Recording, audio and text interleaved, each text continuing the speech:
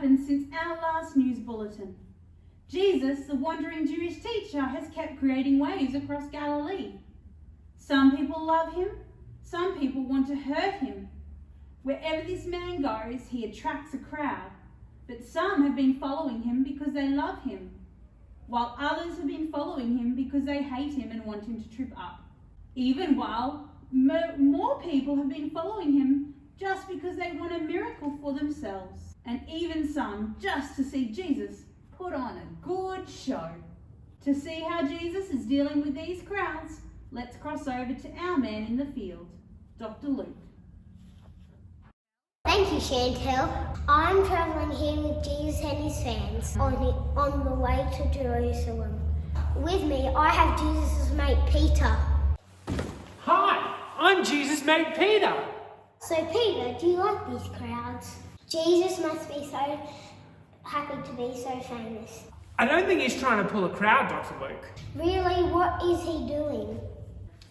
I'm not quite sure, Dr. Luke, but today he told the crowds to have a think about whether they're prepared to follow him. He even said that if someone's not ready to hate their family and friends, they can't be one of his disciples. Whoa. Does he really want us to hate people? No, Dr. Luke, I don't think Jesus is telling anyone to hate anyone. Jesus told us to love God with all our heart, soul, and mind, and love our neighbours as ourselves.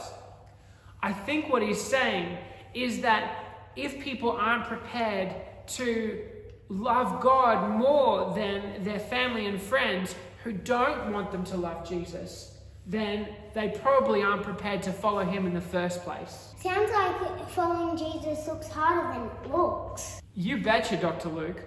After telling us that teaching, Jesus told a story about a tradie trying to build a tower.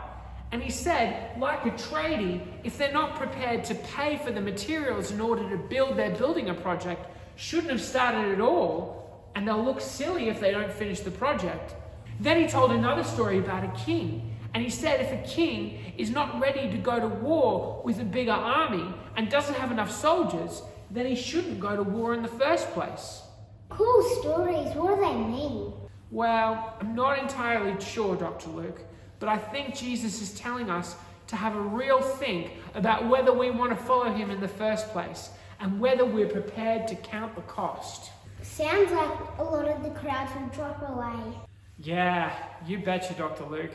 In fact, some of the disciples have already dropped away. But what I know is that I've gained way more than I've ever given up for following Jesus. What do you mean? Well, I've become a more kind, a more compassionate, and more peaceful person thanks to knowing Jesus. Jesus has brought me closer to God. Jesus is worth it. Do you really think so? You betcha bottom dollar, Dr. Luke. I know Jesus would do anything for me, and I'm prepared to give it all up for him. Sounds like Jesus isn't looking for fans after all. He wants followers. Or that's all we have time for. Back to you in the studio. Oh, thanks, Dr. Luke.